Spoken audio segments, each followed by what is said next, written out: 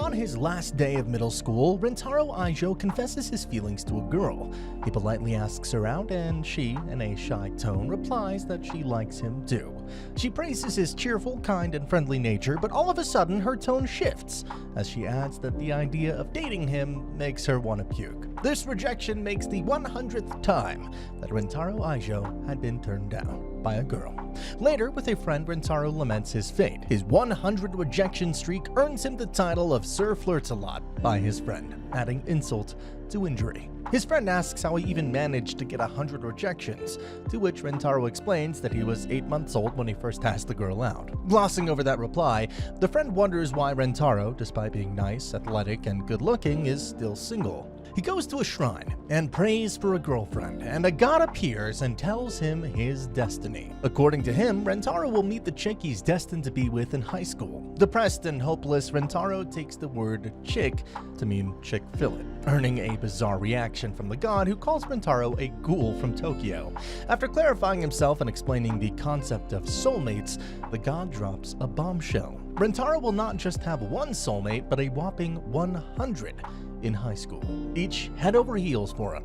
Guy must have been a saint in his previous life to be this lucky. On the first day of high school, Rentarô collides with two girls, Hakari Hanazono and Karane Inda, both declared as his soulmates, sparking a fierce competition for his affection. Confused and overwhelmed, Rentarô seeks guidance from the god at the shrine, who confesses to a clerical error. Instead of one soulmate, Rentarô ended up with 100. Stuck between Hakari and Karane, he faces a dilemma. Any soulmate not in a relationship with him is doomed to die. Contemplating the possibility of secretly dating both, Rentarô rejects the idea. Eventually, he gathers the courage to ask both girls to be his girlfriends simultaneously, a proposition they surprisingly agree to. Thrilled that his 100 rejection streak had come to an end, Rentarô finds himself with two girlfriends simultaneously.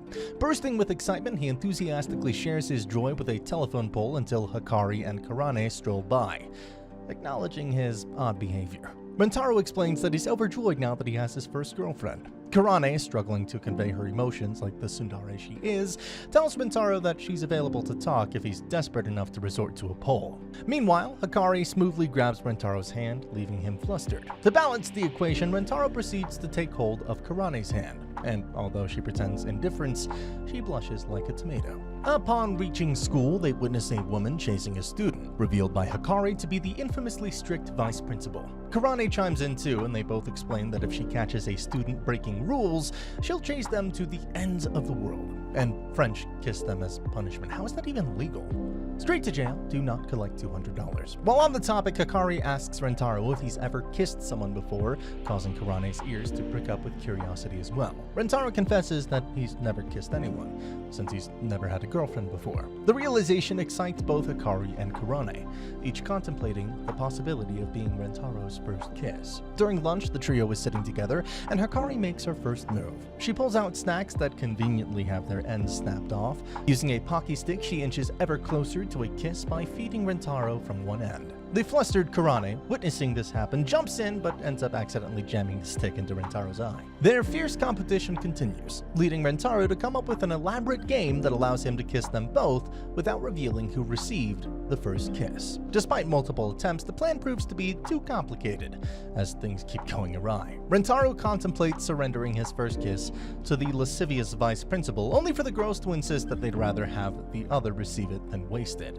In the end, the three agreed to a three-way kiss. Rentarô crosses paths with his third soulmate, the reserved Shizuka Yoshimoto, a girl who communicates solely by pointing to words in a book. Looks like Komi has some competition. Their fated meeting takes place in the school library, where a shared interest in a book sparks an immediate connection, sending an electric rush through both of them the moment they lock their eyes. Shizuka, the school librarian, becomes visibly excited when Rentarô asks for book recommendations.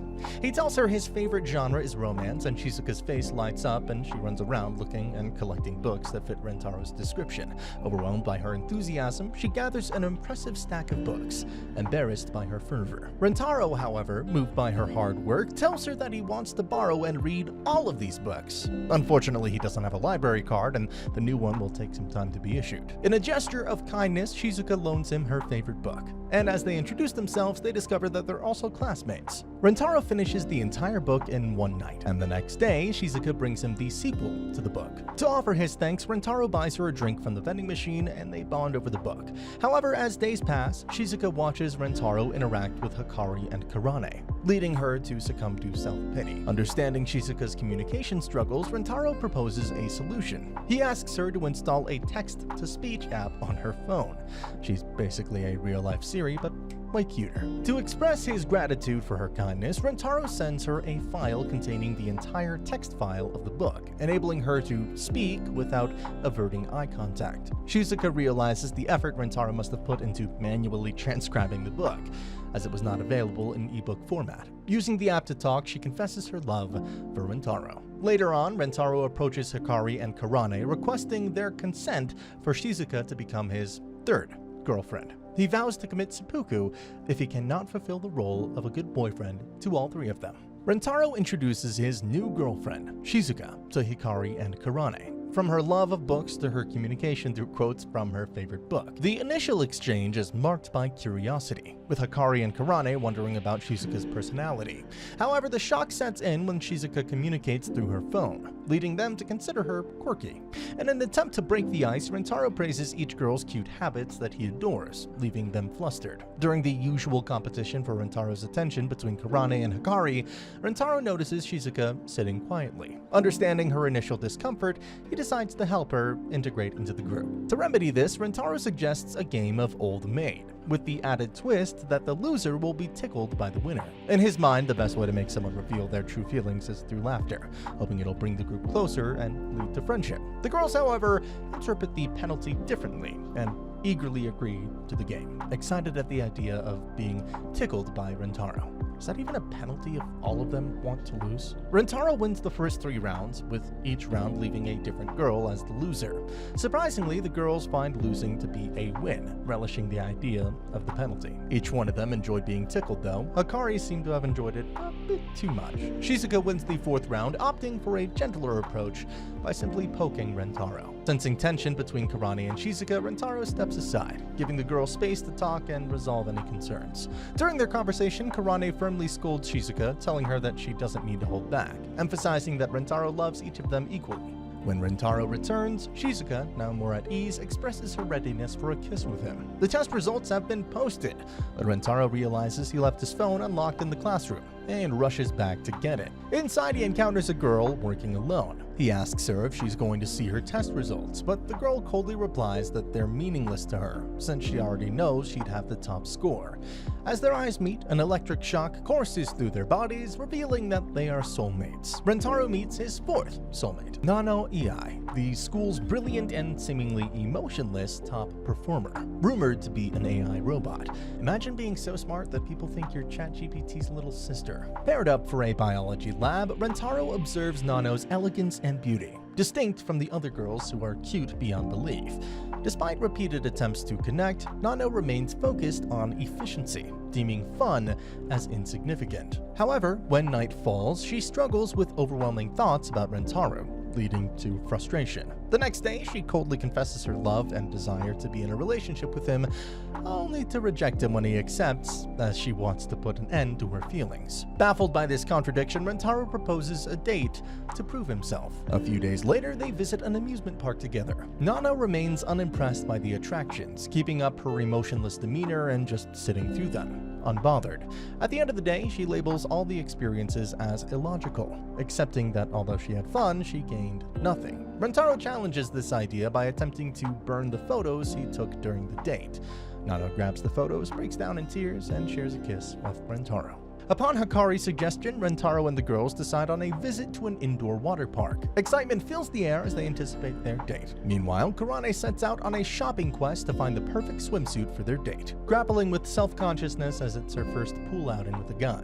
Disliking every swimsuit that she came across for being too cutesy, she eventually selects one thinking that Rentarô might like it. Arriving at the water park, Rentarô is captivated by the swimsuits the girls are wearing. However, he notices Karane's absence and finds her wrapped in a towel, claiming to feel chilly. She encourages the others to proceed without her while she sits on a sunbench. Shizuka finds herself caught in a whirlpool due to her inability to swim. Meanwhile, Rentarô experiences a nosebleed-induced fainting while being forced to take part in Nano and Hakari's little feminine competition. The girls attempt mouth-to-mouth resuscitation but end up flustered. Unable to perform the act on him, they decide to seek assistance from a male lifeguard, only to be met by 3 perverts. One of them tries to grab Hakari's arm, but Nano steps in and swiftly disposes of him. Simultaneously, Rentarô awakens and confronts the perverts, demanding they leave his girlfriends alone. The situation escalates until both Hakari and Nano kiss Rentarô, startling the perverts into leaving. How to handle perverts? I guess just flex on them. Turns out that it was Karane who helped Rentarô wake up. He rushes to save Shizuka from the whirlpool. Shizuka calls out for help, but when her phone runs out of charge, she musters the courage to call out to Rentarô with her own voice. As the day unfolds, Rentarô realizes that Karane is insecure about her body, and made up the excuse of feeling chilly.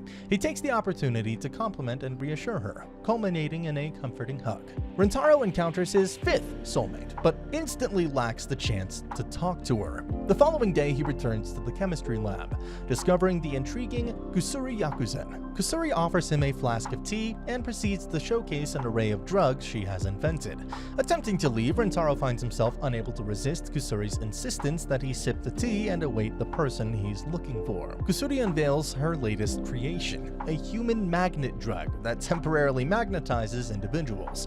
Rentarô becomes an unwitting subject for the experiment. You could say she was trying to attract him. Well, literally. Later, Kusuri reveals that she had added a love potion to the tea because she fell in love with him at first sight.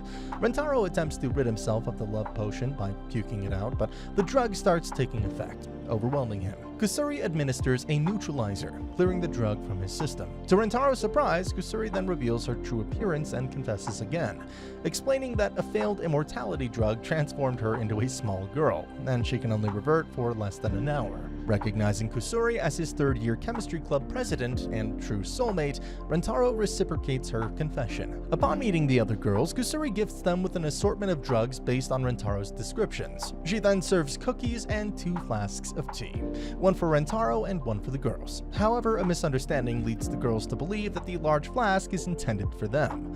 Too late to realize it, the girls end up drinking the tea that was spiked with a substance aimed at making Rentarô want to kiss Kusuri. And then all hell breaks loose. Rentarô and Kusuri desperately attempt to reach the chemistry lab to concoct enough antidote for the other 4 girls, who, in a zombie-like state, are relentlessly pursuing Rentarô for a kiss. The girls split into 2 groups in an attempt to pincer them, with Shizuka taking the lead in chasing Rentarô. As the girls are exclusively attempting to kiss him, Rentarô and Kusuri decide to split up as well. Shizuka in her pursuit stumbles and falls, leading Rentarô to rush to her aid and carry her to the nurse's office. After providing first aid, Shizuka pulls him into a kiss, but Rentarô somehow manages to resist and ingeniously hangs her up on a clothes hanger and makes his escape.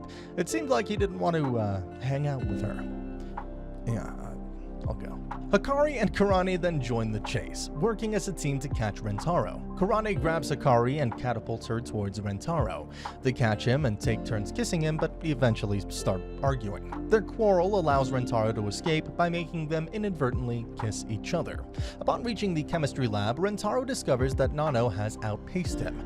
Finding Kusuri hiding in a nearby locker, Rentarô realizes that Nano, even as a kiss zombie, has retained her intelligence. Witnessing all of this unfold, Kusuri breaks down in tears, promising to cease making drugs due to their unintended consequences that end up hurting people. In an attempt to bypass Nano, Kusuri ages herself up, but her plan is soon exposed. Nano closes in on Rentarô and captures him, kissing him repeatedly. Kusuri arrives with an antidote. She administers the antidote to the other girls, resulting in Hakari and Karane being embarrassed, claiming no recollection of the events. Kusuri apologizes for the chaotic situation, but Rentarô assures her that her passion for chemistry is one of the many reasons he loves her, and that he'll continue loving her even if she keeps creating drugs. Hakari extends an invitation to the others for an event at a nearby park, featuring a bouquet toss competition where the winner secures a photo with their special someone. The Gorira Syndicate motorcycle gang participates, causing Rentarô and the girls to collaborate in catching the bouquet. Shizuka secures the bouquet toss for the newly dubbed Rentarô family, and Hakari wins a chopstick lottery to determine who will wear the dress for the photo. All the girls are invited to join in the picture. However, after the festivities, Hakari shocks Rentarô by asking him to end their relationship. Curious and concerned, he follows her to her home, where Hakari reveals that her mother, Hakari, has discovered Rentaro's involvement with all the girls and plans to transfer Hakari to a new school. Hakari warns Hakari to obey her commands and distance herself from Rentaro, threatening dire consequences otherwise. In the aftermath, Rentaro, grappling with the situation, decides to take a bold step.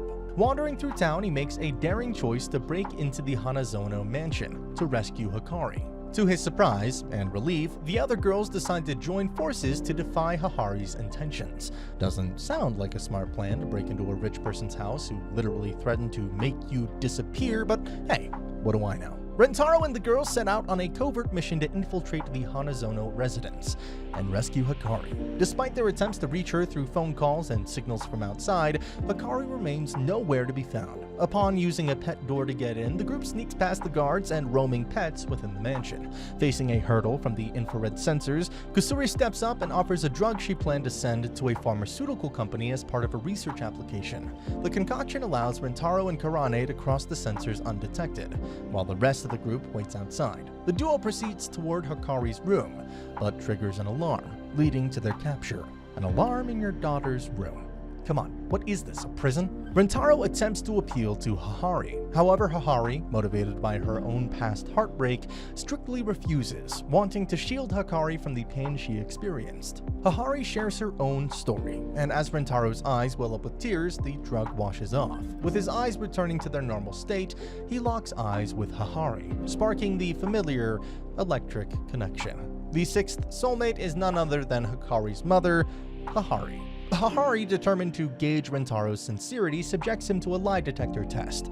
Rentaro successfully clears the pest trial. Their confrontation is interrupted when a maid informs Hakari that Hakari is attempting to jump out of a window. Seizing the opportunity, Karane takes Hakari hostage, giving Rentaro the chance to rush to Hakari's aid. He manages to dissuade Hakari from jumping, but the fear sets in, leaving her unable to climb back inside. Hakari slips, and in a daring attempt to save her, Rentaro grabs her hand. They both end up falling, and Rentaro redirects their fall into a fountain. As Karane and Hakari witness the scene, it's crystal clear that Rentaro's love for Hakari is genuine. Realizing that Rentaro is committed to making Hakari happy, Hakari concedes. She formally asks Rentaro to take care of her daughter, but he promises to take care of both of them. This man is too dangerous to be left alive. Rentaro's acceptance of Hakari's earlier confession shocks the other girls.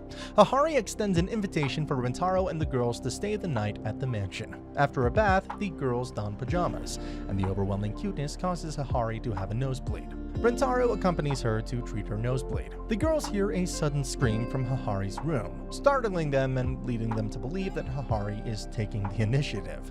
However, they find Rentaro dressed as a girl, causing him to faint in embarrassment. Prince Nano revives him with a kiss, and Rentaro, feeling embarrassed, heads to the bath. This is beginning to seem exactly like a Wattpad girl's daydream. The girls, eager to catch a glimpse of Rentaro, follow him to the bathhouse. Shizuka, unwilling to join them, gets tied up, preventing her from intervening. Failing to see anything through the bathhouse window, the group ventures into the attic. Meanwhile, Shizuka, determined to stop them, rolls her way to the bathhouse, getting pushed into the water by the Hanazono's dog. In an accidental exposure, Rentaro is seen by Shizuka. Karane unintentionally reveals their peeping intentions to Rentaro, who promptly lectures them. Later that night, Rentaro finds Hakari at an altar for Hakari's late father, calming her fears of unfaithfulness and sharing a kiss with her. As Rentaro wanders the mansion alone, he encounters the ghost of Hakari's father, who expresses gratitude for helping Hakari move on and making Hakari happy before ascending to heaven. The following morning, Rentaro and the girls discover that Hakari bought out the school to become the new chairwoman, to spend more time with Rentarô. And that's the end of the video. As always, if you liked what you saw, subscribe to the channel. I'll be uploading a lot of videos just like this, so I'll see you at the next one. God, these harem animes are getting out of hand.